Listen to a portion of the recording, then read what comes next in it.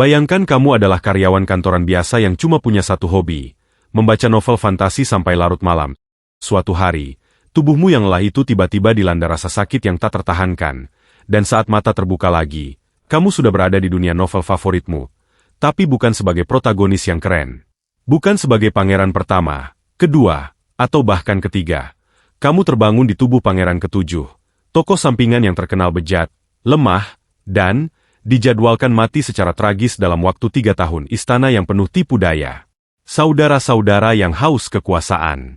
Dan masa depan yang sudah tertulis dengan tinta darah. Satu-satunya pilihan? Kabur hidup tenang, sembunyi, menunggu protagonis asli muncul, lalu keluar dari kekaisaran ini sebelum cerita aslinya menelanmu hidup-hidup. Tapi, apa yang terjadi kalau peristiwa dalam novel justru mulai terjadi jauh lebih cepat dari yang seharusnya? Dan setiap langkah yang kamu ambil untuk menghindari takdir, justru semakin menarikmu ke pusat badai. Ini adalah kisah pria biasa yang hanya ingin bailout dari istana berdarah, tapi takdir punya rencana lain. Seorang pemuda yang tengah dililit kebutuhan uang mendesak memutuskan untuk mempertaruhkan seluruh tabungan yang dimilikinya kepada teman SMA-nya yang mengaku memiliki usaha investasi menjanjikan. Ia duduk di seberang meja, memegang pena di tangan yang gemetar, sementara dokumen kontrak terhampar di depannya. Keraguan masih menguasai pikirannya. Ia menatap lembaran kertas itu berulang kali, mempertimbangkan segala risiko yang mungkin terjadi. Temannya terus mendekatinya dengan sikap yang tampak hangat, membujuknya perlahan dengan penjelasan panjang lebar mengenai peluang keuntungan yang besar. Pemuda itu sempat menanyakan apakah investasi tersebut benar-benar aman dan terjamin.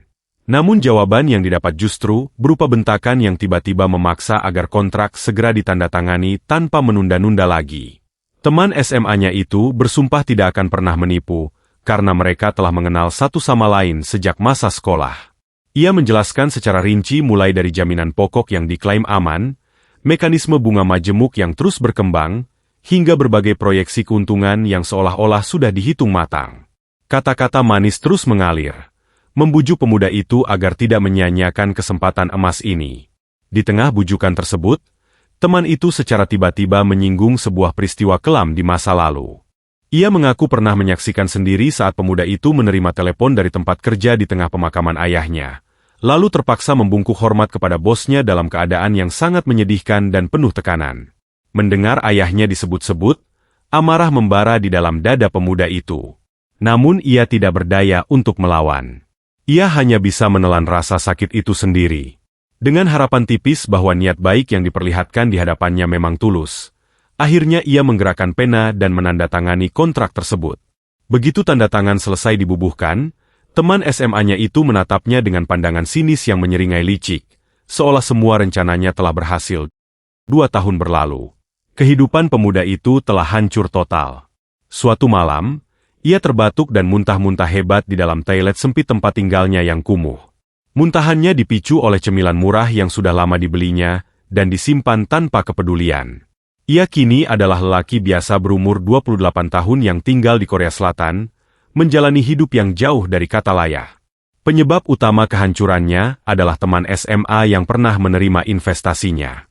Orang itu menghilang tanpa jejak selama setahun penuh dan tidak bisa dihubungi sama sekali.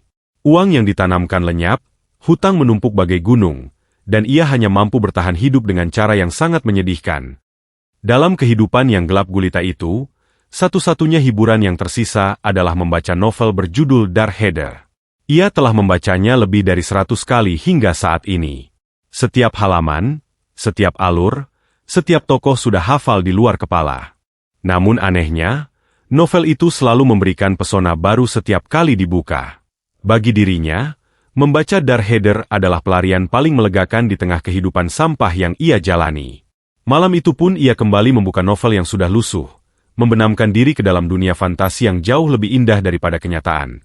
Saat ia tenggelam dalam bacaan, 2 helai bulu yang bersinar berwarna ungu gelap tiba-tiba muncul di udara, melayang pelan di dekat jendela.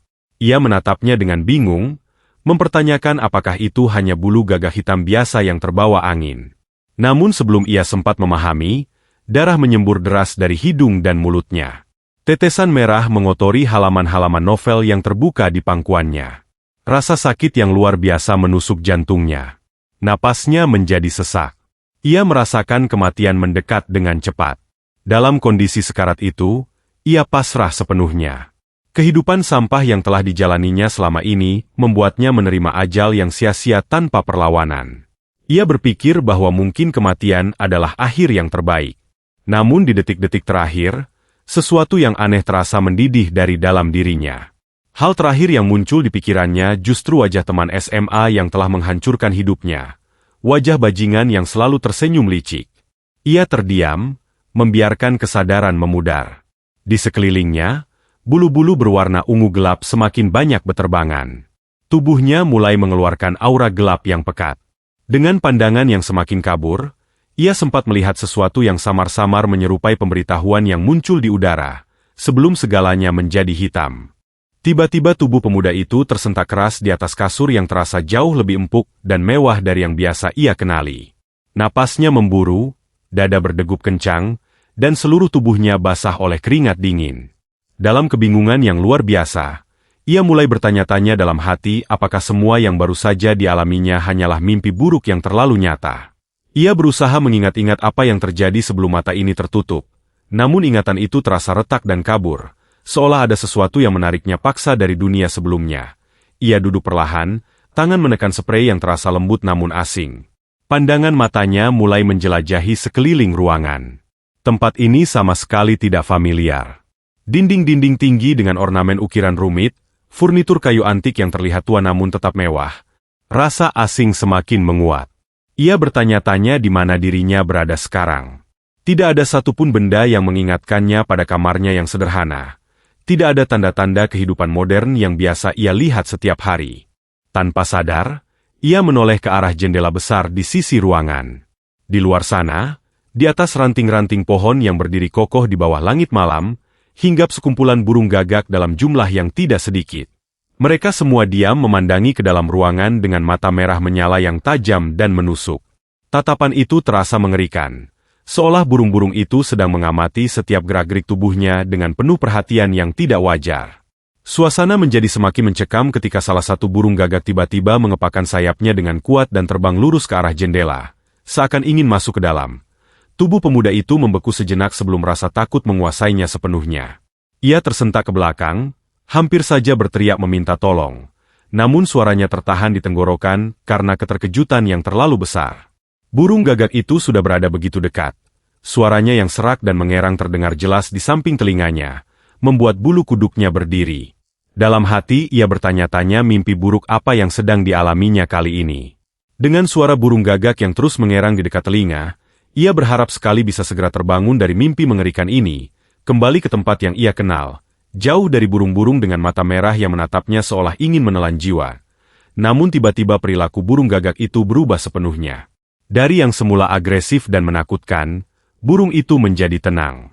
Bahkan ekspresinya terlihat sangat senang, seolah mengenali sesuatu pada diri pemuda itu. Rasa bingung kembali muncul dengan kuat. Ia bertanya-tanya mengapa burung gagak yang tadi begitu mengerikan kini tiba-tiba ramah, dan tidak lagi menunjukkan sikap mengancam. Beberapa saat kemudian burung itu mengepakkan sayapnya lagi dan terbang menjauh, disusul oleh seluruh kawanannya yang hinggap di pohon. Mereka semua pergi bersama-sama, meninggalkan ranting-ranting kosong di bawah langit yang masih gelap, sementara suara kepakan sayap mereka perlahan menghilang di kejauhan. Pemuda itu perlahan bangkit dari tempat tidur dengan kaki yang masih gemetar. Ia berjalan mendekati jendela, sambil terus memandangi kawanan burung gagak yang semakin jauh di langit malam. Saat ia memandang keluar dengan lebih jelas, tiba-tiba matanya terbelalak lebar. Sesuatu yang aneh dan tidak biasa tampak di langit. Susunan benda-benda langit di sana terlihat sangat berbeda dari yang ia kenal selama ini. Bintang-bintang tersusun dalam pola yang asing, dan yang paling mencolok adalah keberadaan 3 bulan dengan warna berbeda yang bersinar di langit malam, menciptakan pemandangan yang sama sekali tidak wajar. Semakin lama dipandang, semakin kuat perasaan bahwa ia mengenal tempat itu.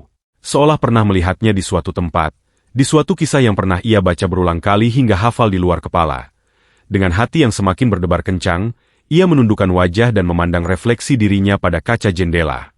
Bayangan yang terpantul di sana, membuat seluruh tubuhnya kaku dan napasnya tertahan. Wajah yang terlihat bukanlah wajahnya. Rambut, bentuk wajah, dan keseluruhan penampilan orang di dalam pantulan itu sama sekali berbeda. Tubuh yang sekarang ia tempati milik orang lain. Tiba-tiba dari balik pintu terdengar suara seseorang yang memanggilnya dengan sebutan Pangeran Ran Abiran. Orang itu memperkenalkan diri sebagai Anna, seorang pelayan, lalu bertanya apakah ia boleh masuk ke dalam ruangan.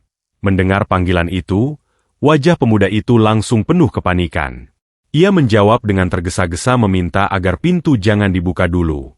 Karena terlalu panik dan kebingungan, kaki kehilangan keseimbangan. Tubuhnya terjatuh ke lantai dengan keras. Sakit yang tajam segera terasa di bagian kepala, membuatnya meringis dan memegangi tempat yang terbentur sambil berusaha menahan rasa nyeri yang menyebar. Dari luar pintu, pelayan itu berbicara lagi, mengatakan bahwa kalau begitu ia akan kembali lagi nanti.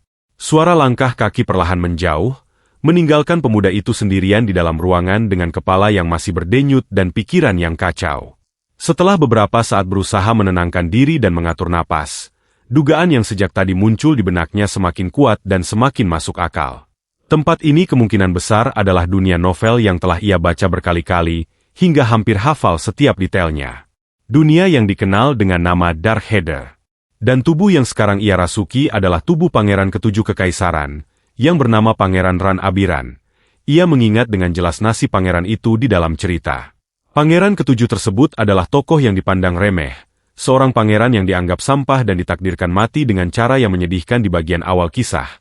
Lehernya akan robek dan ia akan dieksekusi dalam waktu 3 tahun. Kematian yang tragis dan tidak terhindarkan. Semakin dipikirkan, semakin dalam rasa frustasi dan ketidakpercayaan yang muncul di dalam hatinya. Ia mengeluh dalam hati, bertanya-tanya mengapa dari sekian banyak tokoh yang ada di dalam novel itu, justru tubuh pangeran sialan inilah yang harus ia rasuki. Mengapa harus menjadi orang yang sejak awal sudah ditentukan untuk berakhir dengan kematian menyedihkan, sementara ia bahkan belum sempat memahami bagaimana semua ini bisa terjadi.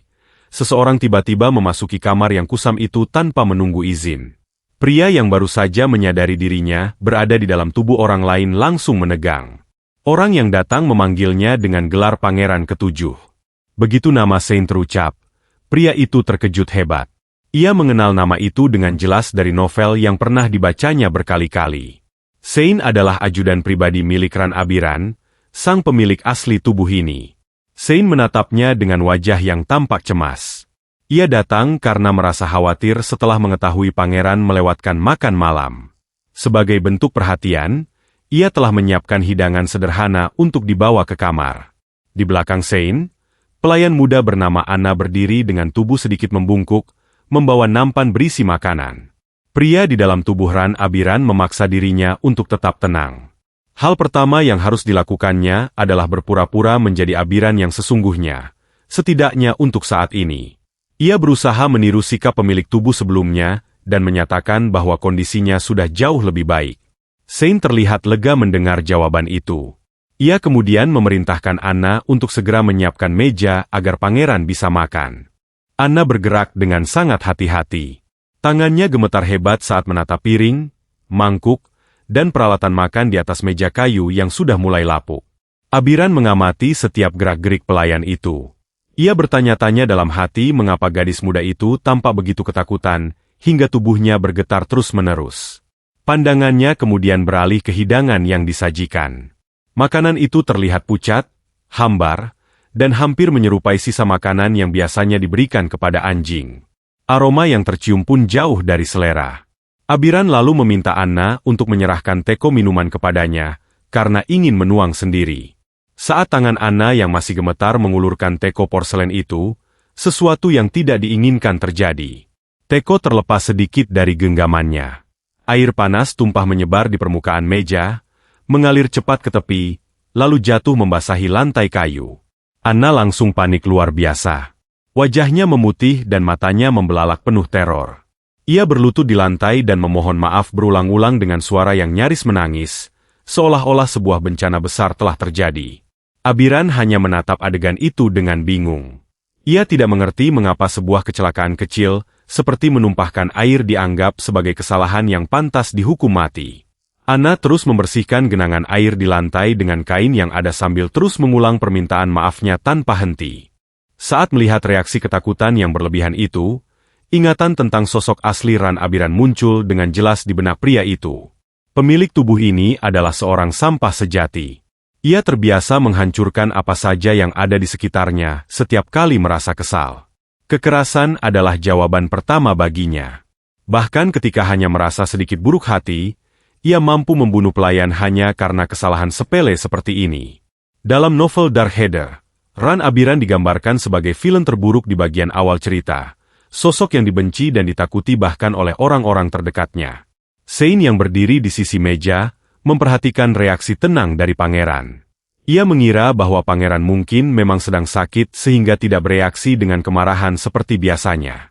Meski begitu, ia merasa lega karena setidaknya pangeran terlihat baik-baik saja dan tidak meledak dalam amarah. Setelah suasana sedikit mereda, Sein mengeluarkan selembar dokumen tebal dari balik mantelnya. Ia menyerahkan proposal anggaran itu kepada pangeran dan menekankan bahwa dokumen tersebut merupakan urusan yang sangat penting serta harus segera ditandatangani. Abiran menerima kertas itu dengan tangan yang tampak santai, namun di dalam hatinya ia menganggap seluruh penjelasan Sein sebagai omong kosong belaka. Urusan penting macam apa yang bisa dimiliki oleh pangeran ketujuh yang dikenal bodoh, tidak kompeten, dan diabaikan oleh seluruh istana? Sambil meneliti dokumen tersebut, Abiran segera menyadari kebenaran di baliknya. Proposal itu palsu. Isinya dibuat sedemikian rupa agar terlihat resmi, padahal tujuannya jelas untuk mengalihkan dan mencuri anggaran yang seharusnya menjadi milik istana pangeran ketujuh. Alasan Sein yang hanya berstatus ajudan mampu berbuat sejauh ini, adalah karena ia merupakan kerabat dekat dari sang permaisuri. Permaisuri yang sangat kuat memiliki pengaruh luar biasa di seluruh kekaisaran. Hampir tidak ada yang berani menentangnya. Sementara pemilik asli tubuh ini terlalu bodoh dan terkekang rasa takut, sehingga tidak pernah menyadari tipu daya yang terus dilakukan di depan matanya.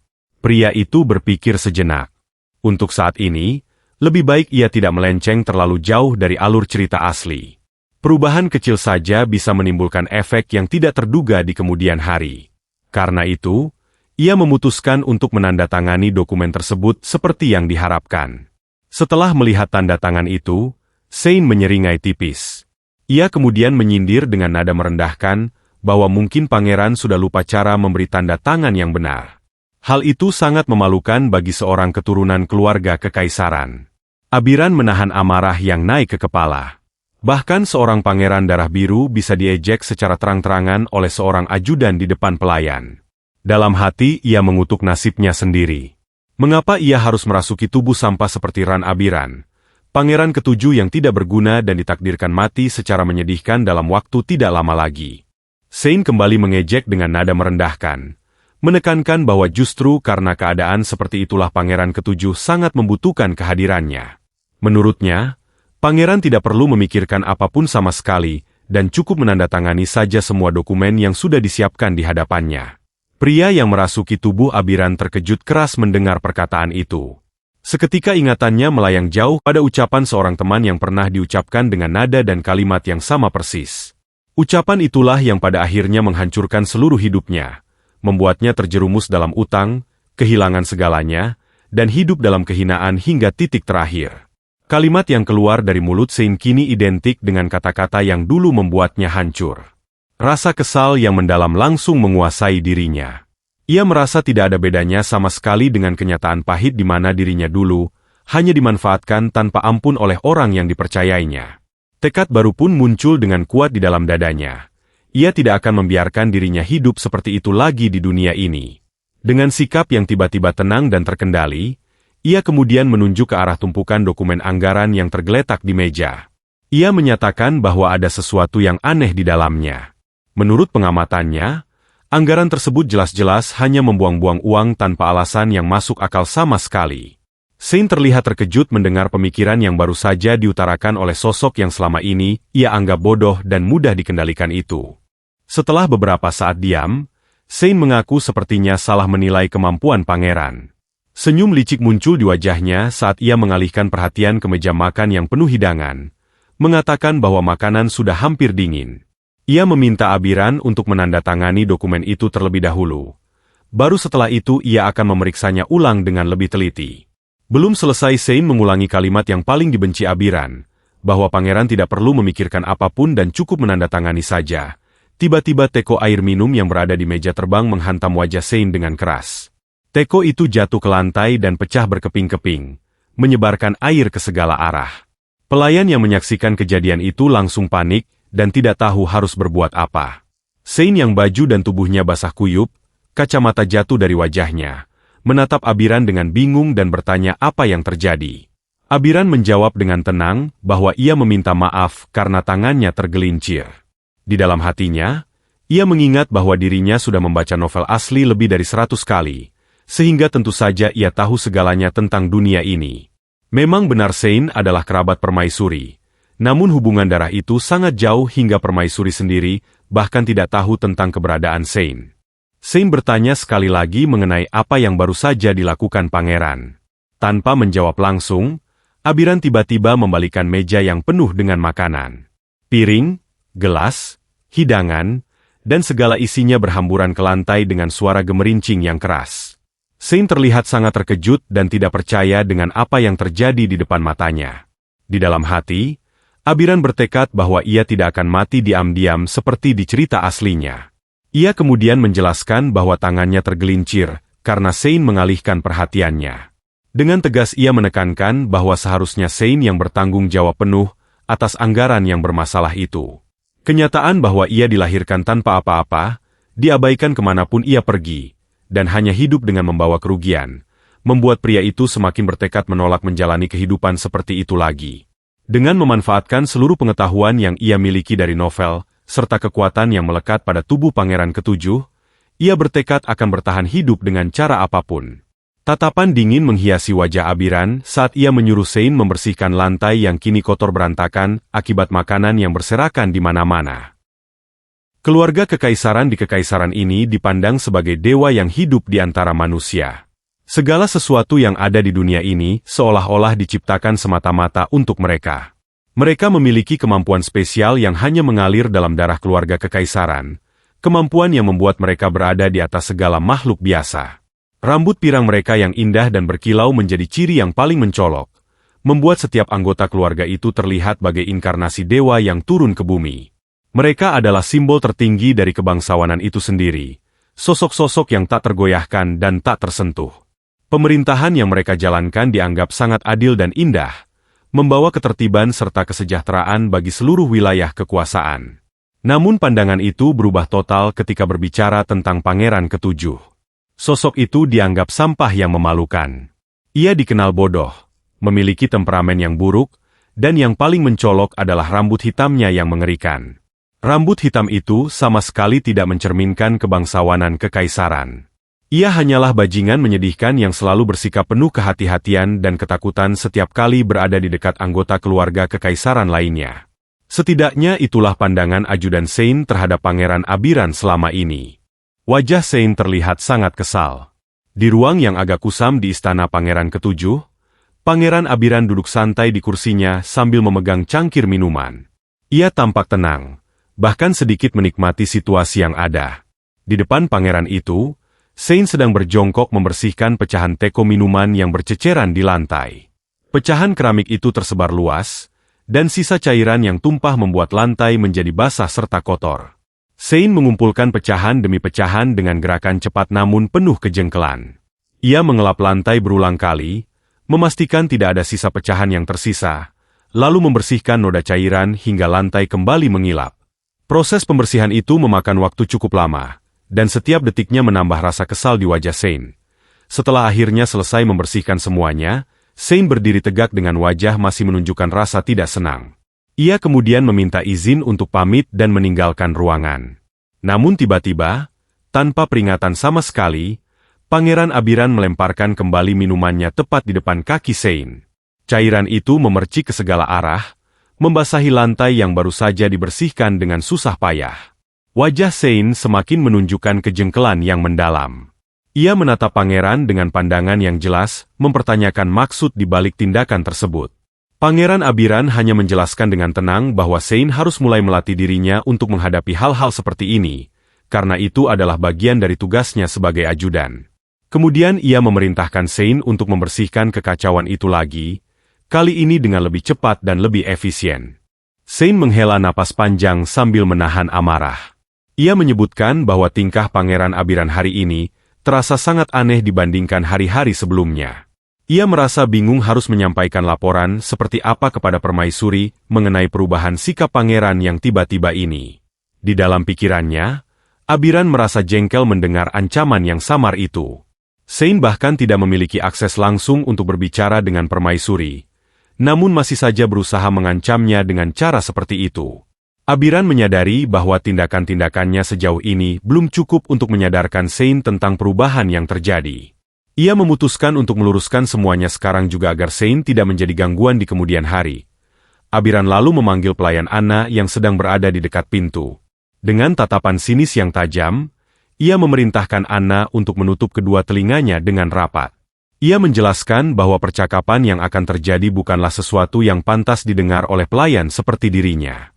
Ancaman pun dilontarkan dengan jelas. Jika Anna menguping walaupun hanya satu kata saja, maka Abiran akan membuat pelayan itu bekerja tanpa bisa menggunakan jari-jarinya lagi. Anna yang ketakutan langsung mengangguk cepat dan dengan sigap menutup kedua telinganya sekuat tenaga, memastikan tidak ada suara yang bisa masuk. Dengan tatapan dingin yang menusuk, Abiran mulai menjelaskan sesuatu kepada Sein. Kata-kata yang keluar dari mulutnya disampaikan dengan tenang namun penuh tekanan. Penjelasan itu membuat seluruh warna wajah Sein memudar dalam sekejap. Keringat dingin mengalir deras di pelipis dan keningnya. Sein berdiri kaku di tempatnya, matanya melebar seolah sedang menatap mayat atau sesuatu yang mengerikan di hadapannya. Rasa takut yang mendalam terlihat jelas di setiap ekspresi wajahnya. Seakan seluruh tubuhnya membeku karena kejutan yang baru saja ia terima. Di sisi lain istana, di area tempat mencuci, beberapa pelayan kekaisaran sedang sibuk mencuci pakaian sambil berbincang-bincang. Anna ikut dalam percakapan itu. Ia membicarakan tentang sikap Pangeran Ketujuh yang akhir-akhir ini terasa sangat aneh, terutama sejak hari tertentu yang membuat semuanya berubah.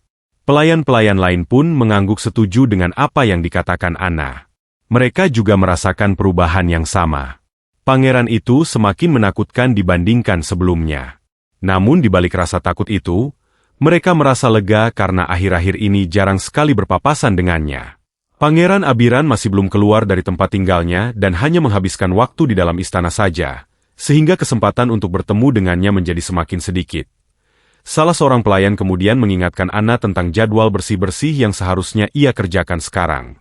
Anna yang sempat asyik berbicara langsung teringat akan tugasnya.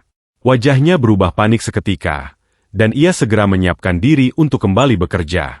Di ruang perpustakaan istana yang sunyi dan dipenuhi deretan rak buku tinggi, Abiran berdiri di dekat jendela besar sambil memegang cangkir teh. Cahaya matahari sore menyinari wajahnya saat ia menatap keluar. Ia merasa bahwa selama beberapa hari terakhir, ia sudah berhasil bertingkah selayaknya Pangeran Ketujuh, seperti yang digambarkan dalam novel yang pernah dibacanya. Dengan sikap yang lebih tenang dan tidak mencolok, seharusnya ia tidak akan mengundang terlalu banyak kecurigaan dari orang-orang di sekitarnya. Para pelayan lain memang tampak semakin menghindari kehadirannya. Ketakutan masih jelas terbaca dari cara mereka bergerak cepat dan menunduk setiap kali harus berada di dekatnya. Sejak kejadian beberapa hari sebelumnya, sikap tidak hormat Sein sudah sepenuhnya menghilang. Abiran justru merasa lega dengan keadaan ini.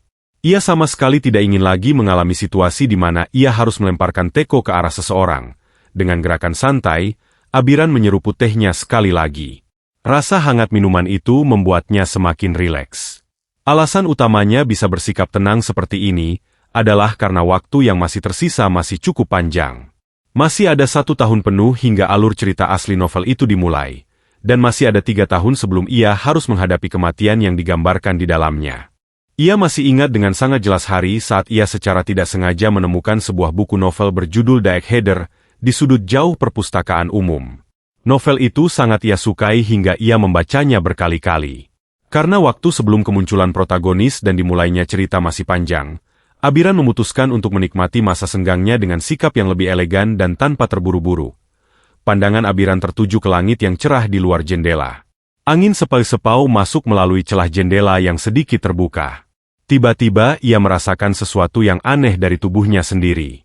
Panas yang hebat mulai menyebar dari dada lalu menjalar ke sekujur tubuhnya dengan cepat.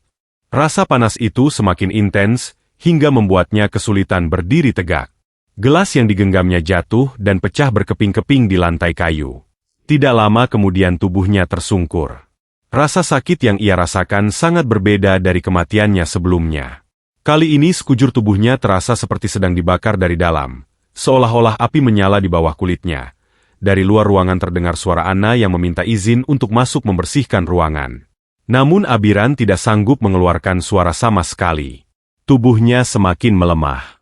Di dalam hati, ia hanya bisa memohon agar seseorang segera menolongnya. Tidak lama kemudian Anna membuka pintu dan masuk dengan hati-hati. Ruangan tampak kosong. Tidak ada seorang pun di sana. Pandangannya lalu tertuju pada pecahan gelas di lantai. Ia bertanya-tanya dalam hati apa yang sebenarnya terjadi. Anna menyesali cangkir mahal yang pecah itu. Harganya cukup untuk menghidupi keluarganya selama sebulan penuh. Saat menoleh ke arah lain, Anna melihat seekor burung gagak yang tergeletak di lantai dekat tumpukan buku. Ia heran bagaimana seekor burung gagak bisa berada di dalam ruangan perpustakaan istana yang tertutup. Tanpa banyak berpikir, Anna mendekat dan menggendong burung itu dengan hati-hati. Yang tidak ia ketahui adalah bahwa gagak tersebut sebenarnya adalah Pangeran Abiran yang telah berubah wujud. Di dalam tubuh burung itu, Abiran sendiri penuh kebingungan. Ia sama sekali tidak mengerti mengapa dirinya bisa berubah menjadi seekor gagak hitam dengan tubuh kecil dan sayap yang masih terasa asing. Masih menggendong burung gagak tersebut, Anna berjalan mendekati jendela dan membukanya lebar-lebar. Sempat terlintas di pikirannya untuk merawat burung itu. Namun rasa takut segera menguasai. Jika nanti pangeran mengetahui bahwa ada seekor gagak di dalam ruangan miliknya, keduanya bisa saja dihukum mati. Karena itu, Anna memutuskan untuk melepaskan burung gagak itu keluar melalui jendela agar tidak menimbulkan masalah yang lebih besar. Abiran berada dalam keadaan sangat panik ketika menyadari bahwa tubuhnya telah berubah menjadi seekor burung gagak. Ia berusaha sekuat tenaga untuk memberitahu Anna bahwa burung yang sedang dipegang gadis itu adalah dirinya sendiri. Namun yang keluar dari paruhnya hanyalah kicauan yang sama sekali tidak berarti. Anna sama sekali tidak memahami apa yang ingin disampaikannya. Gadis itu mengira burung gagak itu hanya seekor hewan liar yang masuk ke dalam kamar secara tidak sengaja. Setelah beberapa saat menimbang, Anna akhirnya melemparkannya keluar tanpa ragu. Abiran jatuh bebas dari ketinggian istana. Rasa panik yang luar biasa langsung menguasai dirinya. Ia membayangkan tubuhnya akan hancur berantakan ketika menabrak tanah di bawah. Namun di dalam hati, ia menolak keras untuk mati di tempat yang tidak masuk akal seperti itu. Dengan segenap sisa kekuatan yang ada, ia mencoba menggerakkan sayapnya yang masih terasa asing dan kaku. Awalnya gerakan itu terasa sulit dan tidak terkontrol. Tetapi perlahan sayapnya mulai berfungsi. Setelah beberapa kali mengepak dengan putus asa, akhirnya tubuhnya berhasil melayang. Abiran berhasil terbang di udara di atas halaman istana.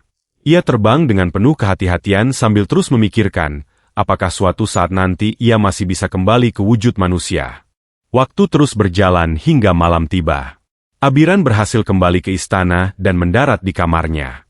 Begitu kaki menyentuh lantai, tubuhnya perlahan berubah kembali menjadi manusia. Ia terengah-engah karena kelelahan dan rasa lega yang mendalam. Untuk memastikan bahwa apa yang baru saja terjadi bukan sekadar kebetulan atau halusinasi, ia mencoba mengubah wujudnya beberapa kali. Setiap percobaan berhasil. Ia bisa berubah menjadi gagak lalu kembali menjadi manusia sesuka hatinya hanya dengan menginginkannya. Kemampuan itu nyata dan bisa dikendalikan sepenuhnya. Abiran duduk terdiam di tepi tempat tidur sambil memikirkan asal-usul kemampuan aneh tersebut. Ia menduga mungkin itu semacam kutukan dari gagak yang sempat menempel pada tubuhnya di hari pertama ia bangun di dunia ini. Kemampuan semacam itu sama sekali tidak pernah muncul dalam cerita novel yang ia baca berulang kali sebelumnya. Ia tidak mengerti mengapa kemampuan itu tiba-tiba muncul pada dirinya. Yang paling penting, tidak seorang pun boleh mengetahui rahasia ini. Kemampuan berubah menjadi gagak adalah sesuatu yang belum pernah disebutkan di dalam novel aslinya.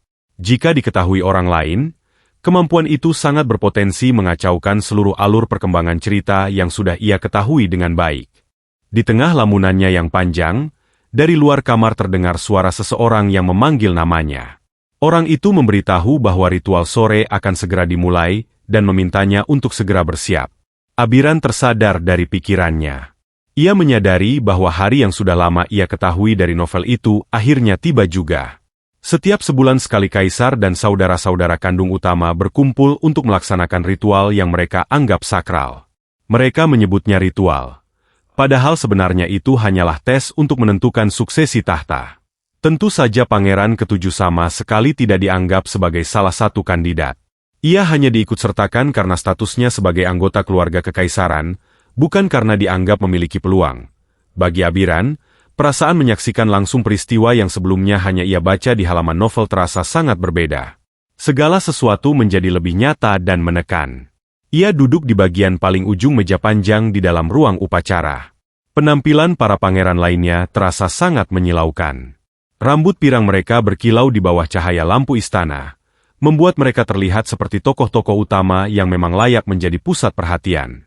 Dibandingkan dengan mereka, Pangeran Ketujuh dengan rambut hitamnya terlihat sangat kontras.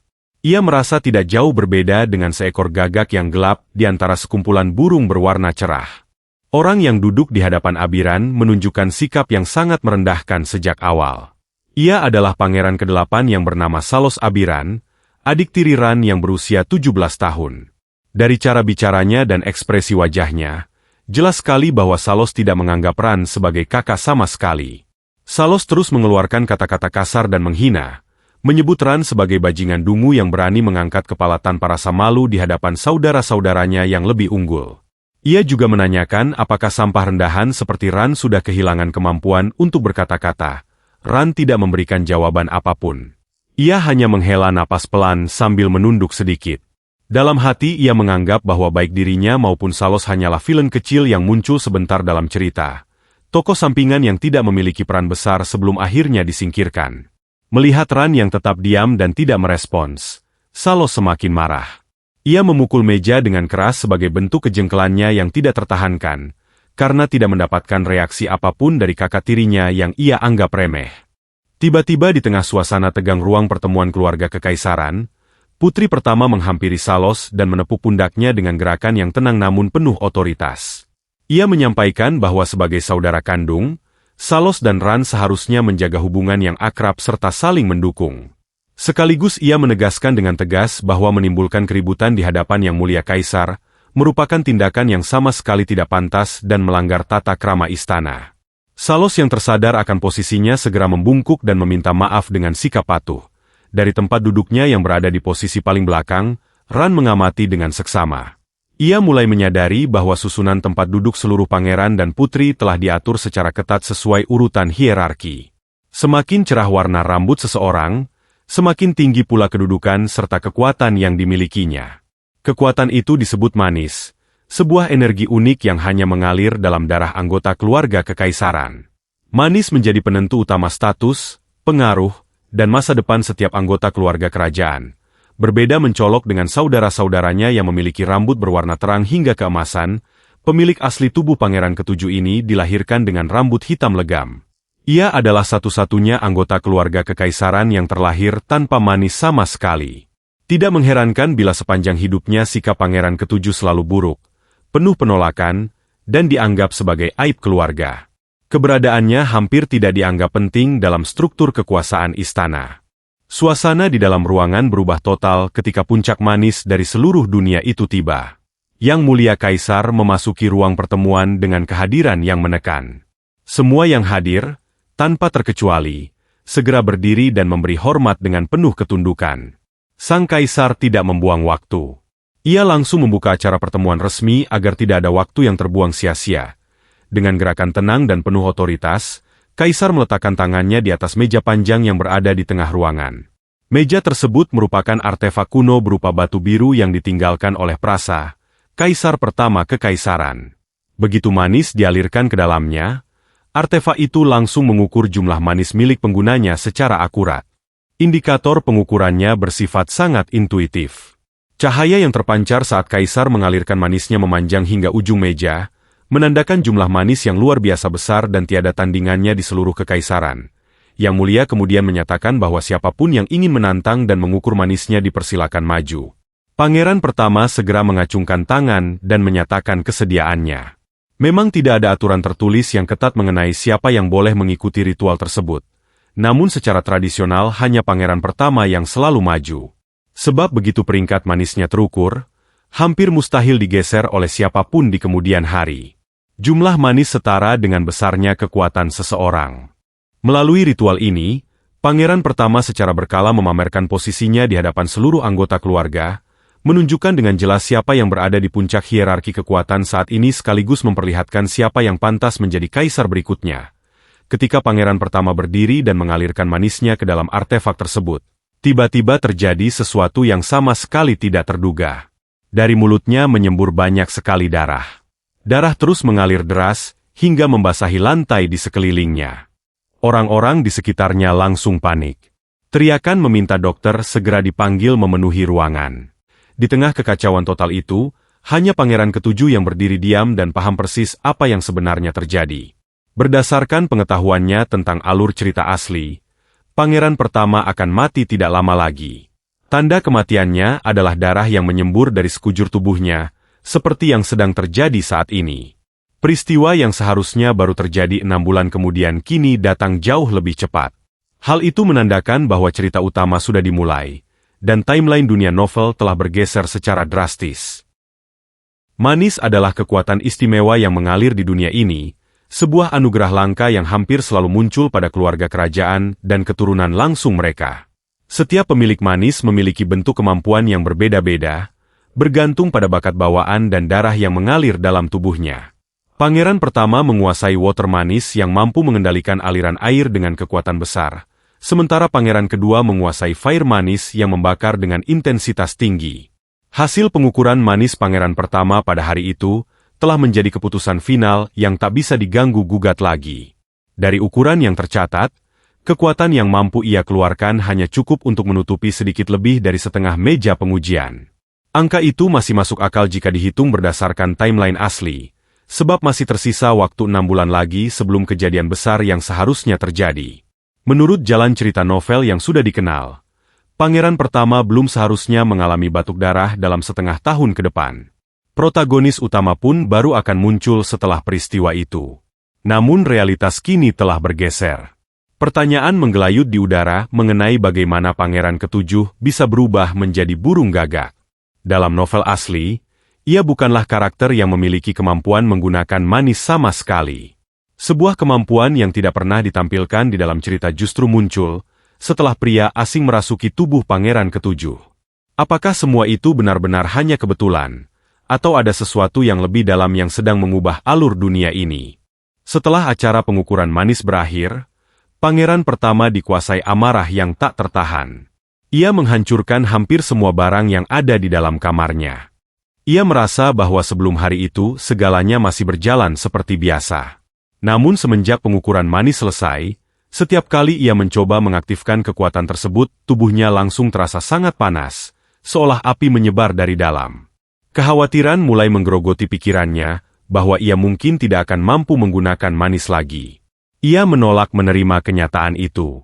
Sebagai pangeran pertama, calon kaisar selanjutnya di kekaisaran yang luas ini, tentu saja ia harus berbeda dari para serangga biasa yang merayap di kaki istana.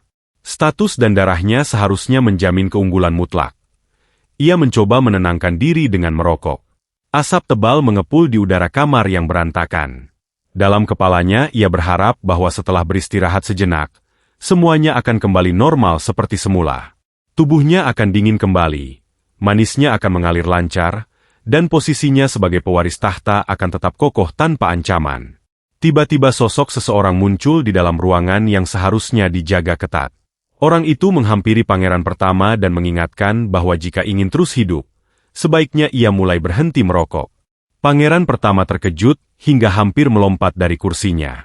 Tanpa berpikir panjang, ia melemparkan rokok yang masih menyala ke arah orang tersebut dengan kekuatan penuh. Rokok itu melesat cepat, tetapi orang itu berhasil menghindar dengan tenang. Ternyata sosok yang datang adalah Ran, sang pangeran ketujuh. Ran memuji kekuatan fisik pangeran pertama yang luar biasa setelah melihat kecepatan dan tenaga di balik lemparan tersebut. Pada awalnya pangeran pertama mengira seseorang telah mengirim assassin untuk menghabisinya di dalam kamarnya sendiri. Namun yang berdiri di hadapannya hanyalah orang cacat yang dikenal tidak mampu menggunakan manis sama sekali. Ran menekankan bahwa jika dirinya benar-benar seorang assassin, maka pangeran pertama sudah tewas sejak tadi. Pangeran pertama bahkan tidak menyadari kedatangan Ran sama sekali. Seseorang sekelas Ran yang dianggap lemah dan tak berharga pun mampu menyelinap masuk ke kamar calon kaisar selanjutnya, tempat kedua yang paling dijaga ketat di seluruh kekaisaran. Pangeran pertama bangkit dari duduknya dengan wajah tegang. Ia menuntut penjelasan bagaimana Ran bisa memasuki ruangannya tanpa terdeteksi, serta trik apa yang digunakan. Ran menjawab dengan nada datar bahwa ia hanya memanjat dinding dari luar. Pangeran pertama menatapnya dengan tidak percaya. Penjelasan itu terdengar mustahil bagi tempat yang dilindungi berlapis-lapis. Ran kemudian menyatakan bahwa percaya atau tidak sama sekali tidak penting. Ada sesuatu yang jauh lebih krusial daripada sekadar cara masuknya. Sesuatu yang menyangkut kelangsungan hidup pangeran pertama sendiri. Ran kemudian menanyakan kondisi terkini pangeran pertama. Tabib kerajaan yang hadir di sisi ranjang dengan tenang menjelaskan bahwa secara medis tidak ditemukan kelainan apapun pada tubuh pangeran itu. Pangeran pertama tiba-tiba tertawa terbahak-bahak dengan suara yang menggema di seluruh ruangan. Tawa itu penuh dengan nada mengejek dan rasa puas diri. Ia merasa kini memahami segalanya. Di matanya, Ran ternyata jauh lebih cerdik daripada yang selama ini terlihat. Ia yakin bahwa pangeran ketujuh itu telah diam-diam memberinya racun, lalu merencanakan untuk menggunakan kondisi tubuhnya yang memburuk sebagai alat tawar-menawar. Dengan cara itu, Ran berharap bisa mempertahankan hidupnya di tengah ancaman yang mengintai. Pangeran pertama kemudian dengan sombong menyatakan bahwa jika dugaan itu benar, maka pangeran ketujuh telah membuat kesalahan yang sangat besar dan akan segera menyesalinya. Ran menatapnya dengan ekspresi tenang namun tegas. Ia menyatakan bahwa dalam waktu seminggu, pangeran pertama akan berharap bisa mati secepat mungkin karena darah yang akan keluar dari mata dan telinganya. Ucapan itu membuat pangeran pertama terkejut. Senyum mencemoohnya membeku, dan tatapannya berubah menjadi penuh kewaspadaan. Ran kemudian menjelaskan dengan detail bahwa ia tidak menggunakan trik apapun, tidak meracuni makanan atau minuman, dan tidak merencanakan skema rumit apapun. Tubuh pangeran pertama akan memburuk dengan sendirinya dalam waktu singkat. Prosesnya akan berlangsung cepat. Pada akhirnya, darah akan mengucur dari seluruh tubuhnya, hingga ia mati dalam keadaan mengerikan. Pangeran ketujuh menegaskan sekali lagi bahwa meskipun ia belum mengetahui siapa dalang di balik semua ini, apa yang dikatakannya akan benar-benar terjadi jika tidak segera ditangani dengan tepat.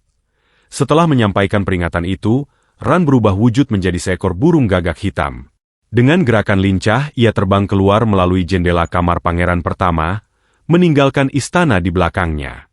Sambil melayang di udara malam, Ran merasa lega dan bersyukur.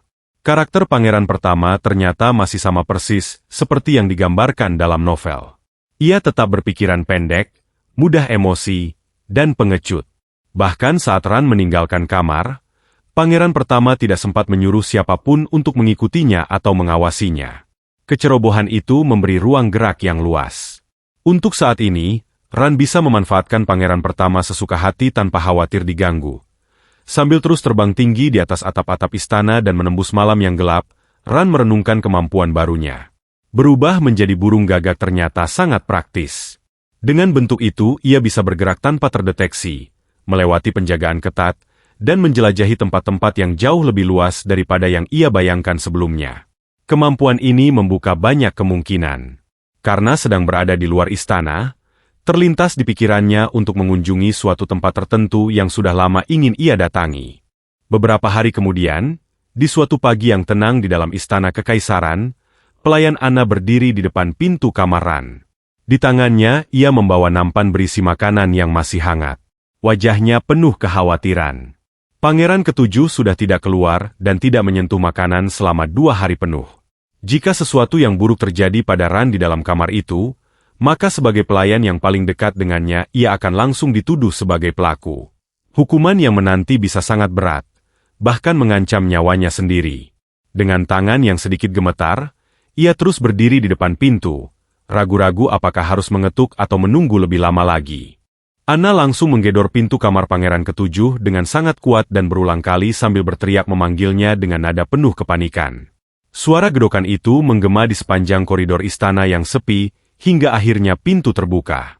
Ran berdiri di ambang pintu dengan ekspresi datar dan bertanya ada keributan apa yang terjadi. Anna yang sama sekali tidak mengira pintu akan terbuka begitu cepat langsung tersentak kaget, hingga tubuhnya kehilangan keseimbangan dan tersungkur jatuh ke lantai dengan keras. Semua makanan yang ia bawa di atas nampan perak langsung tumpah berhamburan ke lantai kayu, hingga mengotori sepatu hitam mengilap milik pangeran ketujuh. Ran hanya berdiri diam menatap pemandangan berantakan di depannya, tanpa mengucapkan sepatah kata pun. Anna yang masih tergeletak di lantai terlihat sangat panik. Wajahnya pucat pasi. Tubuhnya gemetar hebat, dan matanya membelalak penuh ketakutan. Ia langsung menyatakan bahwa dirinya telah melakukan kejahatan besar yang pantas dihukum mati. Dengan tatapan tajam yang menusuk, Ran menuntut pertanggungjawaban atas keributan yang dibuatnya serta kotoran yang kini menodai lantai dan sepatunya. Anna yang semakin ketakutan menjawab dengan tergesa-gesa bahwa ia berteriak dan menggedor pintu, karena sangat khawatir dengan keadaan pangeran yang sudah beberapa hari tidak menunjukkan tanda-tanda kehidupan. Dengan wajah yang sangat panik dan air mata yang mulai menetes, Anna memohon agar keluarganya diampuni karena kesalahan ini sepenuhnya adalah tanggung jawabnya sendiri dan ia pantas dihukum mati. Pangeran ketujuh itu kemudian menyuruh Anna untuk membersihkan seluruh lantai dalam waktu 5 menit saja lalu segera enyah dari tempat itu. Ia juga menegaskan dengan tegas bahwa mulai sekarang Anna dilarang memasuki ruangan pribadinya kecuali jika pangeran itu sendiri yang memanggilnya. Setelah memerintahkan demikian, Ran menutup pintu dan berdiri diam di dalam kamar. Ia berpikir bahwa ia sama sekali tidak peduli dengan hidup pelayan itu. Untuk saat ini, karena ia sudah menetapkan aturan yang jelas, seharusnya tidak akan ada lagi keributan serupa yang mengganggu ketenangannya. Sebulan berlalu sejak pangeran pertama mengalami mimisan hebat selama ritual penting di istana. Beberapa rumor mulai tersebar luas di dalam kekaisaran. Orang-orang berbisik-bisik bahwa pangeran pertama telah kehilangan kemampuannya. Bagi para pangeran dan putri lainnya, rumor tersebut menandakan datangnya kesempatan emas yang sangat berharga untuk menaikkan posisi mereka. Di dalam novel asli, untuk meredam semua rumor yang merugikan itu, pangeran pertama memohon kepada kaisar agar segera memajukan pelaksanaan lomba berburu tahunan. Hal itu dilakukan terlepas dari detail kecil bahwa acara tersebut seharusnya baru digelar 6 bulan kemudian. Sejauh ini alur ceritanya kurang lebih masih mengikuti alur asli novel. Namun muncul pertanyaan yang menggelitik di benak Ran, apakah perubahan timeline ini hanya terjadi di dalam kota kekaisaran, ataukah juga berdampak pada perjalanan sang protagonis yang masih berada di luar kota. Hari ini akhirnya tiba, hari di mana lomba berburu resmi dilaksanakan. Ran berpikir dalam hati bahwa jika ia beruntung, ia mungkin akan bertemu dengan sang protagonis di acara besar hari ini. Suasana di luar istana sudah ramai dengan para bangsawan, ksatria, dan anggota keluarga kerajaan yang bersiap-siap. Ran menunggangi seekor kuda hitam legam yang kokoh. Tiba-tiba Salos, pangeran ke-8, memanggilnya dengan sebutan serangga. Ia berkata bahwa kuda hitam legam yang ditunggangi Ran sangat cocok dengan dirinya. Satu hal yang membuat Ran merasa cemas adalah sikap pangeran ke-8 itu yang jauh lebih pemarah dan impulsif dibandingkan dengan gambaran di dalam novel. Ran memilih untuk mengabaikan Salos sepenuhnya, karena ia juga memiliki acara penting yang harus diikuti hari ini. Salos yang merasa diabaikan langsung marah besar kepada Ran. Ran menunggangi kudanya dengan tenang melewati jalur yang membentang di bawah langit musim gugur yang sejuk. Seluruh tubuh binatang itu seolah merespons setiap gerakan sang penunggang dengan kenyamanan yang nyata. Ekornya sesekali bergoyang pelan, dan napasnya teratur menunjukkan betapa senang ia berada di bawah kendali Ran.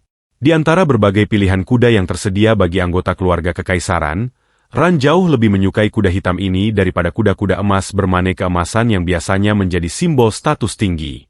Warna hitam pekat pada bulu dan surainya terasa lebih cocok, lebih bebas, dan lebih sesuai dengan dirinya sendiri. Perjalanan berlangsung menyenangkan. Hutan di kejauhan semakin jelas terlihat, dan akhirnya Ran tiba di tempat tujuan. Mereka berdiri di pintu masuk hutan kekaisaran, di hadapan sebuah struktur kuno yang menjulang tinggi. Menara batu yang besar dan kokoh itu dikenal sebagai menara primordial atau menara awal, bangunan yang didirikan sejak zaman kaisar pertama. Setiap tahun, ritual terbuka yang menjadi pembuka lomba berburu tahunan dilaksanakan tepat di tempat tersebut. Begitu pangeran pertama menyelesaikan ritualnya, kompetisi berburu akan segera dimulai. Namun di balik formalitas tersebut, kenyataannya acara ini bukan sekadar lomba biasa. Ia lebih menyerupai pertunjukan politik yang kejam, di mana kekuatan dan pengaruh keluarga kerajaan dipamerkan secara terbuka di hadapan para bangsawan dari seluruh penjuru kekaisaran. Sang kaisar berdiri di posisi paling depan dengan wajah datar dan penuh otoritas. Ia memberi isyarat dan memperingatkan pangeran pertama agar segera bersiap untuk upacara pembukaan. Pangeran pertama memahami perintah tersebut dengan jelas dan mulai mengatur napasnya. Tidak lama kemudian, pangeran kedua yang bernama Dito menghampiri kakaknya. Ia menampakkan ekspresi lega karena melihat pangeran pertama tampak sehat dan baik-baik saja. Lalu dengan nada yang seolah santai menanyakan apakah kakaknya sudah memikirkan keinginannya. Pangeran pertama sempat terlihat bingung mengenai apa yang dimaksud. Dito kemudian menjelaskan bahwa yang dimaksud adalah keinginan atau hadiah yang boleh diajukan oleh pemenang lomba berburu langsung kepada Yang Mulia Kaisar. Ritual yang akan segera dilaksanakan pada dasarnya merupakan pertunjukan untuk memperlihatkan manis, kekuatan khusus milik keluarga kerajaan, dari calon kaisar selanjutnya. Acara ini menjadi ajang unjuk kekuasaan keluarga kekaisaran di hadapan para bangsawan yang hadir, sekaligus cara untuk menegaskan siapa yang pantas menjadi penerus. Dengan langkah yang tampak mantap meski di balik itu terdapat ketegangan, pangeran pertama maju menuju menara batu untuk memulai ritual. Para bangsawan yang menyaksikan dari bawah menara terlihat sangat menantikan momen ini. Mereka ingin menyaksikan secara langsung manis yang dikeluarkan oleh pangeran pertama. Sesuatu yang jarang bisa dilihat dengan jelas di luar acara resmi seperti ini. Di antara kerumunan, beberapa bangsawan mulai berbisik membicarakan rumor-rumor yang beredar akhir-akhir ini mengenai kondisi dan kemampuan pangeran pertama. Pangeran pertama yang berdiri di atas menara ternyata mendengar sebagian pembicaraan tersebut. Rasa kesal segera muncul di wajahnya. Dalam pikirannya, ia mengingat kembali saran yang pernah disampaikan oleh pangeran ketujuh. Ia berencana akan membunuh Ran tanpa ragu jika ternyata adiknya itu memang berniat mempermainkannya atau membuatnya terlihat lemah di depan publik. Pangeran pertama yang bernama Rasya pun mulai mengeluarkan manisnya. Aura kekuatan yang khas perlahan menyebar di sekitar menara, menciptakan tekanan yang terasa oleh siapapun yang berada di dekatnya. Dari kejauhan, Ran mengamati seluruh proses tersebut dengan seksama. Ia melihat betapa gugupnya Rasya saat ini, meski pangeran pertama berusaha menyembunyikannya di balik sikap formal. Ran yakin bahwa selama Rasya mengikuti seluruh instruksi yang telah diberikan dengan benar dan teliti, maka sesuatu yang menarik dan tidak terduga pasti akan terjadi di tengah ritual yang sedang berlangsung. Rasya pun mulai mengeluarkan manisnya dengan penuh tekad. Cahaya dahsyat berwarna biru yang menyilaukan muncul di antara kedua tangannya, semakin membesar dan berdenyut seolah memiliki kehidupan sendiri. Kekuatan dari manis itu begitu luar biasa hingga menerbangkan bebatuan di sekitarnya dengan mudah, membuat tanah berguncang dan debu beterbangan ke segala arah. Salah satu batu besar tersebut menghantam orang yang berdiri di dekatnya, membuat korban itu terhuyung ke belakang sambil memegangi bagian tubuh yang terkena. Semua orang yang menyaksikan langsung panik, berteriak-teriak meminta yang lain untuk segera mundur menjauh dari area berbahaya itu. Ran hanya terdiam di tempatnya. Matanya terus mengamati setiap gerakan Rasya tanpa menunjukkan ekspresi apapun di wajahnya. Sementara itu, Rasya sangat bertekad untuk membuktikan kepada semua orang bahwa dia adalah pangeran pertama yang ditakdirkan untuk menjadi kaisar. Dengan gerakan tangan yang penuh kekuatan, ia melemparkan kumpulan manis biru itu ke atas langit. Kekuatan tersebut perlahan membentuk beberapa kepala naga yang besar dan mengerikan, masing-masing terlihat seolah siap menyerang. Kepala-kepala naga itu kemudian terbang tinggi ke langit, berputar-putar sejenak, lalu meledak dengan dentuman yang menggelegar dan berubah menjadi hujan deras yang mengguyur seluruh orang yang berada di bawahnya. Semua orang terkejut melihat betapa dahsyatnya manis milik keluarga kekaisaran yang baru saja dipamerkan. Rasya mengusap darah yang mulai keluar dari mulutnya dengan punggung tangan, wajahnya masih penuh dengan keyakinan meskipun tubuhnya sudah menunjukkan tanda-tanda kelelahan. Orang-orang di sekitar pun langsung menyoraki pangeran pertama itu dengan antusias. Suara mereka bergema memenuhi area tersebut. Sebelum kejadian itu, waktu Ran masuk ke kamar Rasya, ia menyuruh Rasya untuk memegang sebuah batu aneh, lalu mengeluarkan manis ke batu itu. Batu tersebut sebenarnya adalah item yang seharusnya muncul di paruh kedua dalam cerita asli, tetapi tidak masalah jika Ran memutuskan untuk menggunakannya secepat itu demi tujuannya sendiri. Rasya merasa kesal melihat perintah tersebut. Dalam hatinya ia merasa Ran sedang mengejeknya dengan cara yang menyebalkan. Ran kemudian menjelaskan bahwa batu itu mampu menyerap manis yang kotor dan berbahaya. Tetapi jika Rasya benar-benar tidak mau diobati, maka ia akan mati dengan kondisi tubuh yang rusak seperti itu. Lagi pula Ran tidak berniat sama sekali untuk menyelamatkan rahasia jika memang pangeran pertama itu sendiri menolak untuk diselamatkan. Kembali ke masa sekarang, Shane yang sejak awal berangkat hanya dengan berjalan kaki akhirnya berhasil sampai di lokasi. Tubuhnya terengah-engah karena kelelahan, keringat mengalir deras di wajah dan pakaiannya yang berdebu. Sambil mengatur napas, ia menghampiri Ran lalu memberi salam dengan hormat kepada pangeran ketujuh itu. Ia melaporkan bahwa ia sudah membawa tas yang sebelumnya diperintahkan oleh Ran kepadanya. Ran hanya memandangnya sebentar sebelum berkata bahwa akhirnya Shane juga sampai. Dengan tatapan dingin yang tajam, ia memperingatkan ajudan itu untuk selalu melakukan pekerjaannya dengan benar dan tidak membuat kesalahan lagi. Shane dalam diam berpikir keras. Bingung bagaimana mungkin Ran bisa sampai secepat itu hanya dengan menunggangi kuda hitam yang diberikan kepadanya. Padahal ia sengaja memilihkan kuda yang sangat liar, kasar, dan sulit dikendalikan khusus untuk pangeran ketujuh itu, berharap perjalanan Ran akan jauh lebih lambat. Tidak lama kemudian trompet pun akhirnya ditiup dengan keras. Suaranya menggelegar di seluruh area. Sang kaisar dengan resmi menyatakan bahwa kompetisi berburu sudah dimulai. Semua peserta langsung berlari kencang menuju hutan tanpa ragu. Semangat mereka terlihat membara. Ran berpikir dalam hati bahwa semua orang terlalu terburu-buru sejak awal. Karena kompetisi ini sebenarnya tidak terlalu penting baginya untuk saat ini, ia memutuskan untuk tetap bersikap tenang, bergerak perlahan, dan tidak menarik terlalu banyak perhatian dari siapapun. Ia memiliki niat tersendiri, yaitu mencari mantan komandan ksatria kerajaan yang bernama Agoni Vedus di tengah hutan tersebut. Di sisi lain, Duke Vedus sedang menanyakan kepada ajudannya yang bernama Tolin bagaimana pendapat Tolin mengenai ritual pembuka yang baru saja berlangsung untuk kompetisi berburu itu. Tolin merasa bahwa ritual tersebut merupakan pertunjukan yang menampilkan kekuatan dewa yang luar biasa. Namun Duke Vedus memiliki pendapat yang berbeda. Ia merasa bahwa kaisar sebenarnya ingin menghancurkan semangat para bangsawan melalui ritual yang begitu mengintimidasi itu. Tolin langsung merasa panik mendengar perkataan Duke tersebut. Ia memohon dengan cemas agar Duke Vedus tidak mengatakan hal-hal yang menghina seperti itu, terutama jika mereka tidak berada di tempat yang benar-benar sepi. Duke Vedus menyuruh Tolin untuk tidak panik, karena menurutnya tidak ada seorang pun yang bisa mendengar percakapan mereka saat itu. Ada alasan tersendiri kenapa Duke Vedus masih bisa bernapas sampai sekarang, setidaknya hingga saat ini. Sementara itu Ran bergegas menuju hutan dengan menaiki kudanya yang berwarna hitam pekat. Langkah kuda itu terdengar cepat dan mantap di atas tanah yang semakin padat oleh dedaunan kering. Hutan kekaisaran tempat kompetisi berburu diadakan merupakan kawasan yang sangat luas dan terbagi dengan rapi menjadi 3 zona utama. Zona pertama adalah kawasan hewan berukuran kecil yang terletak dekat pintu masuk hutan. Di sana biasanya terdapat kelinci, burung, dan binatang kecil lainnya yang relatif mudah ditangkap. Setelah zona tersebut, menyusul zona hewan berukuran sedang yang lebih dalam dan lebih gelap. Zona terakhir, yaitu zona hewan berukuran besar, berada di bagian paling dalam hutan di mana makhluk-makhluk berbahaya dan berharga tinggi bersembunyi di antara pohon-pohon raksasa. Di dalam novel yang pernah dibacanya, Duke Vedus memberikan rubah emas kepada kaisar pada kompetisi berburu ini. Adegan tersebut menjadi salah satu momen penting. Namun masalahnya adegan itu hanya disebutkan sekilas di dalam sebuah flashback. Tidak ada deskripsi rinci mengenai lokasi pasti di mana rubah emas itu ditemukan. Karena itulah Ran tidak mengetahui harus mencari di mana. Ia kemudian menghabiskan banyak waktu mengeksplorasi hutan kekaisaran dalam wujud burung gagak.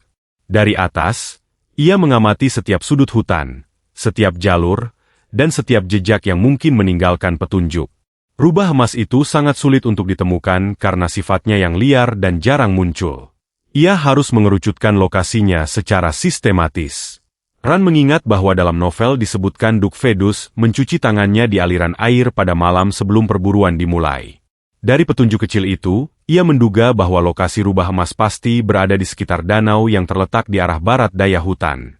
Dengan semangat yang semakin membara, Ran menepuk leher kuda hitamnya dan mengarahkannya untuk bergegas lebih cepat. Ia ingin mendahului Duke Vedus dan menunggu di tempat yang tepat sebelum waktu perburuan resmi dimulai. Kadang-kadang Ran merasa bahwa kuda itu seolah-olah memahami setiap kata yang ia ucapkan. Gerakan kuda menjadi lebih lincah setiap kali ia memberikan instruksi. Mereka pun terus melaju menembus pepohonan yang semakin rapat. Di tengah perjalanan, Ran merasa bersyukur karena Sein berhasil membawa tas yang berisi barang-barang penting itu. Kekhawatirannya ternyata sia-sia meskipun Sein datang terlambat. Ia bertekad kuat untuk membawa seluruh isi tas tersebut kepada Duk Agoni Fedus, tanpa kekurangan sedikit pun. Namun tiba-tiba kuda yang ditungganginya berhenti mendadak di tengah jalur. Tubuh Ran terdorong ke depan karena momentum yang terhenti begitu cepat. Ia terkejut dan segera mencoba memahami alasan di balik tindakan kuda itu. Apakah kuda itu sedang sakit? Apakah ia melihat monster atau bahaya tersembunyi di sekitar sini? Kuda hitam itu hanya menggelengkan kepalanya pelan seolah menjawab. Ran kemudian berpikir bahwa mungkin tas yang digantung di sisi kuda terlalu berat untuk ditanggung bersama berat tubuhnya. Rasa kesal mulai naik. Ia membandingkan kuda ini dengan kuda-kuda lain yang mampu menarik kereta berat tanpa kesulitan. Sementara kuda yang ia tunggangi justru terlihat kesusahan hanya karena mengangkut dirinya dan sebuah tas. Rasa marah membuatnya memperingatkan bahwa jika kuda itu terus bersikap arogan seperti itu, ia akan memberitahu pengelola kandang agar tidak memberinya makan sama sekali. Namun alih-alih menurut, kuda hitam itu malah berbalik dan berlari kencang meninggalkan Ran sendirian di tengah hutan. Ran hanya bisa terdiam memandang punggung kuda yang semakin menjauh di antara pohon-pohon. Di sisi lain hutan, Tolin berjalan di samping Duk Fedus sambil mengamati kondisi di sekitar mereka. Ia berkata bahwa biasanya menangkap serigala atau domba akan sangat mudah di kawasan ini, namun sepertinya nasib mereka sedang tidak bagus hari ini. Jejak binatang yang mereka temukan terasa lebih sedikit dari biasanya. Duk Fedus yang berjalan di depan merasa bahwa dirinya sudah mulai menua. Ia telah menjalani hampir seluruh hidupnya sebagai pedang dan perisai bagi kekaisaran. Namun ia menyadari bahwa ia tidak mampu melawan waktu yang terus berjalan. Tubuhnya tidak lagi secepat dan sekuat dulu. Tolin segera menegaskan bahwa Duk Fedus tidak boleh berkata seperti itu, karena sang Duk sudah lama menjadi legenda di kalangan ksatria.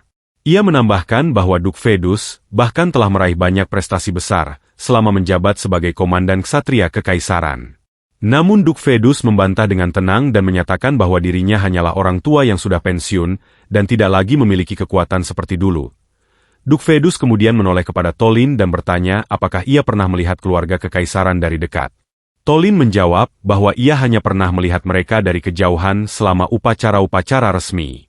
Sang Duk lalu berkata bahwa Tolin akan mengerti setelah berhadapan dengan mereka secara langsung. Saat itulah Tolin akan menyadari siapa sosok paling luar biasa di seluruh kekaisaran ini. Mereka sudah seperti dewa yang berdiri jauh di atas manusia biasa. Keluarga Duk Fedus sendiri telah melindungi keluarga kekaisaran tersebut selama ribuan tahun lamanya tanpa pernah goyah. Duk Fedus terdiam sejenak. Pandangannya kosong menatap ke kejauhan seolah ada sesuatu yang menarik perhatiannya jauh ke masa lalu. Ingatan itu datang begitu saja, membawa dirinya kembali ke hari di mana ia dan putranya sedang berkeliling ibu kota dengan menaiki kereta kuda yang mewah. Ia dengan penuh kebanggaan menunjukkan kepada anak laki-lakinya setiap sudut keindahan dan kemegahan ibu kota kekaisaran itu. Bangunan-bangunan tinggi menjulang, jalanan yang lebar dan terawat, serta suasana yang penuh dengan kemewahan dan ketertiban menjadi bukti betapa agungnya kekaisaran yang mereka cintai. Sambil terus berjalan perlahan, Duk Fedus mulai memberikan nasihat kepada putranya. Ia menyampaikan bahwa usianya sudah semakin tua, tubuhnya tidak lagi sekuat dulu, sehingga sudah saatnya anak itu bersiap mengambil tempatnya kelak. Mereka harus selalu merasa bangga karena merupakan bagian dari keluarga kekaisaran, sebuah kehormatan yang tidak boleh dianggap remeh. Anak itu dengan serius mengangguk dan mengiyakan setiap perkataan ayahnya, seolah sudah memahami beban tanggung jawab yang akan dipikulnya di masa depan. Duk Fedus kemudian menyuruh putranya untuk melihat keluar jendela kereta. Ia menunjuk ke arah kelompok dagang milik keluarga mereka yang sedang bergerak di jalanan. Kelompok itu terlihat sibuk mengangkut berbagai barang, menyuplai kebutuhan sehari-hari hingga barang-barang berharga kepada keluarga kekaisaran. Ia menjelaskan betapa penting peran mereka dalam menjaga kelancaran kehidupan di istana, sebuah kebanggaan tersendiri bagi keluarga mereka. Suasana di dalam kereta terasa hangat dan penuh harapan, hingga tiba-tiba kereta kuda itu berhenti mendadak. Goncangan kecil membuat Duk Fedus mengerutkan dahi. Ia mencondongkan tubuh ke depan dan menanyakan kepada kusir mengapa mereka berhenti di tengah jalan. Kusir dengan nada penuh penyesalan meminta maaf, menjelaskan bahwa ada sesuatu yang nyangkut di ban kereta. Ia meminta Duk Fedus untuk masuk kembali ke dalam agar dirinya bisa membereskan masalah itu dengan tenang. Namun Duk Fedus tidak langsung menurut. Rasa curiga membuatnya menoleh ke arah belakang kereta. Di sanalah ia melihat pemandangan yang membuat hatinya sedikit terguncang. Seorang anak kecil terlindas oleh kereta kuda mereka. Roda yang berat terlihat jelas meninggalkan jejak darah di tanah. Tubuh mungil itu tergeletak tak bergerak. Dalam benaknya, Duk Fedus berpikir bahwa anak itu sepertinya seorang gelandangan yang biasa berkeliaran di sekitar kawasan itu. Kemungkinan besar ia tertangkap saat mencoba mencuri upeti kekaisaran yang disimpan di kuil. Di daerah semacam itu, pemandangan menyedihkan seperti ini sudah menjadi hal yang biasa dan sering diabaikan orang.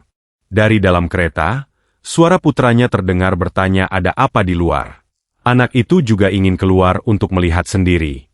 Dengan suara tegas dan penuh otoritas, Duk Fedus melarangnya. Ia tidak memberitahu alasan mengapa anak itu tidak boleh keluar. Hanya menegaskan bahwa ia harus tetap di dalam kereta. Ingatan itu perlahan memudar, membawa Duk Fedus kembali ke masa sekarang. Ia masih merenung dalam diam, memikirkan kembali anak yang terlindas dulu. Bahkan umur anak itu belum genap 10 tahun. Mungkin jauh lebih muda dari putranya sendiri saat kejadian itu. Mayatnya kemungkinan besar sudah dibakar di insinerator tanpa upacara atau penghormatan apapun, seolah hidupnya tidak pernah berarti. Pikiran itu membuat Duk Fedus bertanya-tanya dalam hati, apakah mungkin ada kegelapan yang tersembunyi di balik kemuliaan kekaisaran yang selalu mereka banggakan? Apakah keindahan dan kemegahan itu hanya menutupi banyak hal yang lebih kelam di bawahnya? Tolin yang berdiri di dekatnya melihat Duk Fedus sedang melamun cukup lama. Ia segera mendekat dan mengingatkan bahwa mereka tidak punya banyak waktu lagi. Misi mereka mendesak dan mereka harus segera pergi sebelum kesempatan hilang. Duk Fedus tersadar dari renungannya, meminta maaf atas keterlambatannya, lalu mengajak Tolin untuk segera berangkat. Ia kebetulan mengetahui tempat di mana rubah emas biasanya muncul, sebuah lokasi yang bisa menjadi petunjuk penting bagi perjalanan mereka selanjutnya. Sementara itu, jauh dari tempat Duk Fedus dan Tolin berada, Ran sedang berlari kencang sambil menggendong tas yang cukup berat di punggungnya. Setiap langkah terasa menyiksa, napasnya memburu, dan keringat membasahi tubuhnya. Beban tas itu membuat gerakannya semakin berat, tetapi ia tetap memaksakan diri. Dalam hati ia bertekad bahwa saat kembali nanti, ia akan menyembelih kuda yang membuatnya menderita ini dan menjadikannya makanan. Bagaimanapun keadaannya, ia harus tetap menjalankan rencananya dengan cermat. Ia tidak boleh kehilangan jejak Duk Agoni, sosok yang menjadi target utamanya saat ini. Saat berlari, Ran teringat saat ia mengeksplorasi hutan itu dalam wujud burung gagak sebelumnya. Meskipun wilayah tersebut merupakan zona hewan berukuran kecil, tempat itu tetap saja berbahaya. Hewan liar bisa muncul kapan saja tanpa peringatan, siap menyerang siapapun yang lengah. Kesadaran itu membuatnya semakin waspada. Tiba-tiba ada sesuatu yang bergerak dari semak-semak di dekatnya. Suara gemerisik daun dan ranting membuat Ran menghentikan langkahnya sejenak. Ia bertanya-tanya apakah itu hewan liar yang ia maksud. Ia tidak tahu harus berbuat apa. Tidak mungkin ia meninggalkan tas yang dibawanya. Apalagi ia bahkan tidak membawa senjata apapun untuk membela diri. Dengan hati-hati Ran menurunkan tasnya ke tanah. Ia mengambil sebuah batu di dekatnya, lalu melemparkannya ke arah semak-semak tersebut. Batu itu mengenai sasaran dengan tepat. Dari balik semak muncul sosok yang membuatnya terkejut. Ternyata itu Tolin. Laki-laki itu mengira melihat kuda hitam yang sedang berlari kencang. Ran tersadar akan warna rambut Tolin yang khas, sesuatu yang ia kenali dari ingatan sebelumnya. Di kejauhan, Duk Fedus yang mendengar suara gaduh itu langsung berteriak menanyakan apakah Tolin baik-baik saja. Wajah Ran langsung pucat karena panik. Ia menyadari bahwa orang di depannya adalah anak buah Duk Fedus yang bernama Tolin Crisa. Ia sama sekali tidak menduga akan bertemu Tolin dalam kondisi seperti ini, di tengah hutan yang sepi dan dalam situasi yang penuh tekanan. Duk Fedus pun segera bersiap siaga. Tangannya menggenggam pedang dengan erat, tubuhnya tegang siap menghadapi ancaman apapun yang mungkin muncul. Dalam perjalanan novel, Duk Fedus kelak akan menjadi guru bagi sang protagonis, sosok yang suatu hari nanti akan menjungkir balikan seluruh tatanan kekaisaran ini.